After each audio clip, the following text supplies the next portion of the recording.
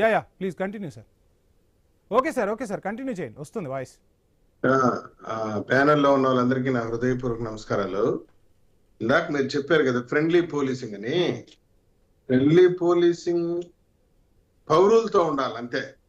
అవును, సామాన్య ప్రజలతో, పౌరులతో, లా అబైడింగ్ పీపుల్ తో పోలీసులు ఫ్రెండ్లీగా ఉంటే అది ఫ్రెండ్లీ పోలీసింగ్ అవుతుంది. రౌడీ షీటర్లతో ఫ్రెండ్లీ పోలీసింగ్ చేస్తే ఇంకా రాజ్యాంగం లేదు, రాష్ట్రం లేదు, లా అండ్ ఆర్డర్ లేదు, మొత్తం ఎత్తిపోతుంది. అయితే ఇక్కడ ఈ సాయి కృష్ణ విషయంలో నిన్నటి నుండి వైసీపీ నాయకులు చేసిన ప్రచారం చూస్తా ఉంటే నాకు నవ్వు వస్తుంది. అంబటి రాంబాబు నిన్న ప్రెస్ మీట్ పెట్టి మాట్లాడుతున్నాడు, సాయి కృష్ణని చంపేశారు, బాత్రూమ్ లో వేసి 2 రోజులు దాచిపెట్టారు, మళ్ళీ కృష్ణలంక శ్మశాన వాటిలో కాల్ చేశారు అని చెప్పి మాట్లాడుతున్నారు. నేను అడుగుతున్నాను, ఒక పక్క హెబియస్ కార్పస్ పిటిషన్ హైకోర్టులో పెండింగ్ లో ఉంది. పిటిషన్ 29వ తేదీ లోపల అతన్ని తీసుకొచ్చి ప్రొడ్యూస్ చేయమని చెప్పి హానరబుల్ హైకోర్టు డైరెక్షన్ ఇచ్చింది. ఈ లోపలనే ఈయన అంబటి రాంబాబు ఒక బాధ్యత లేని పౌరుడిగా నేను అడుగుతున్నా, నువ్వు ఇంత ఖచ్చితంగా చెప్తున్నావు కదా అతన్ని చంపేశారు, కాల్చి బూడిద చేశారని. నీ దగ్గర ఇంత పక్కా సమాచారం ఉన్నప్పుడు మీడియా కొట్టాల మీద కూర్చొని ఉపన్యాసం దంచే బదులు లేరు పోలీసులకు లేకుంటే కోర్టుకు సమాచారం ఇవ్వచ్చు కదా, కేసు కన్క్లూజన్ వస్తుంది కదా. సో అంబటి రాంబాబుకి సవాల్ విసురుతున్నారా సప్తగిరి ప్రసాద్ గారు?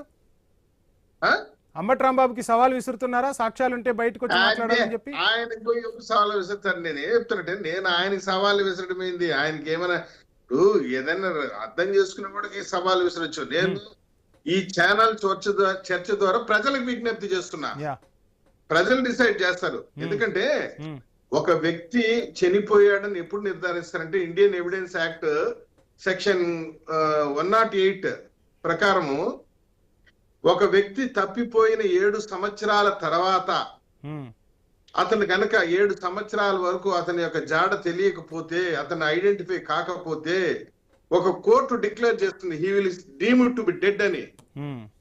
అంత తప్పించి ఈయన ఈ లోపలనే అతను గాదే సాయి అనే వ్యక్తి పైన అనేక కేసులు ఉన్నాయి, దాదాపు 23 కేసులు ఉన్నాయి. అందులో మర్డర్ కేసు కూడా ఉంది, గంజాయి కేసు ఉంది, ఒక పోక్సో కేసు. ఆ పోక్సో కేసులో అయితే మరీ దారుణం, ఆ అమ్మాయిని లాడ్జ్ లో నిర్బంధించి ఇతను అత్యాచారం చేయడమే కాకుండా ఇతరులు తన మిత్రులు కూడా పిలిపించి ఆ అమ్మాయి పైన అత్యాచారం చేపిస్తాడు. ఇవన్నీ పక్కన పెట్టేస్తాడు అంబటి రాంబాబు. ఒక కాపు యువకుడు చనిపోతే పవన్ కళ్యాణ్ రెస్పాండ్ కాడా? నాయన, అంటే కాపు యువకుడు మిస్ అయిపోతే ఒక పవన్ కళ్యాణ్ రెస్పాండ్ కావాలన్నా, మరి జగన్మోహన్ రెడ్డి గారు ఎందుకు రెస్పాండ్ అయినట్టు? నిన్న నేరస్తులు కులం ఉంటుందా? కాకుంటే నేను ఒకటైతే ఖచ్చితంగా ఒప్పుకుంటాను, చట్టం పరిధిలోనే రౌడీ షీటర్లు కూడా శిక్షించాలి. ఇక్కడ ఒకటి అడుగుతున్నాను నేను, 29వ తేదీ లోపల ట్రేస్ చేసి ఎత్తుకొచ్చి మా ముందర ప్రొడ్యూస్ చేయమని చెప్పి హానరబుల్ కోర్టు చెప్పింది.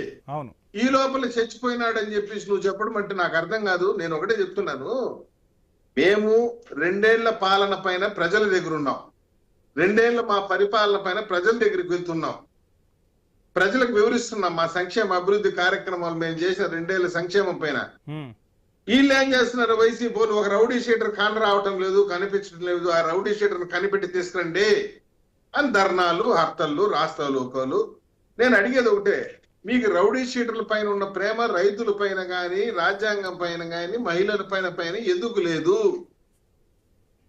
నేను ఒకటి చెప్తున్నా, we are sticking on to supreme court guidelines. ఏం చెప్పింది? అరెస్ట్ అయినటువంటి వ్యక్తిని రాజ్యాంగబద్ధంగా శిక్షించాలి, బంధుమిత్రులకు తెలియజేయాలి, ఇవన్నీ ఉంది. కానీ ఇతని చరిత్ర చూస్తే నేర చరిత్రే. ఏ గ్యాంగ్స్టర్ లో, ఏ గ్యాంగ్ వార్ లో ఉన్నాడో, పోలీసులు భయపడిపోయి పారిపోయి ఎక్కడ దాంకొని ఉండుండొచ్చు కదా. ఆల్రెడీ అతను మార్కాపూర్ లో దాంకొని ఉన్నాడు పలు కేసుల్లో, ఎన్బిడబ్ల్యూ ఉంది అతని పైన, నాన్ బెయిలబుల్ వారెంట్ ఉంది. ఈ పరిస్థితుల్లో ఎక్కడ దాంకొని ఉన్నాడో ఒక రౌడీ షీటర్ కి రక్షణ కల్పించడం ఈ ప్రభుత్వ బాధ్యత కాదే. ఒక రైతుకు, ఒక మహిళకు, కల్పిస్తాను తప్పించి రౌడీ షీటర్ రక్షణ కల్పించమంటే మేమే ఆడ కల్పిద్దాము.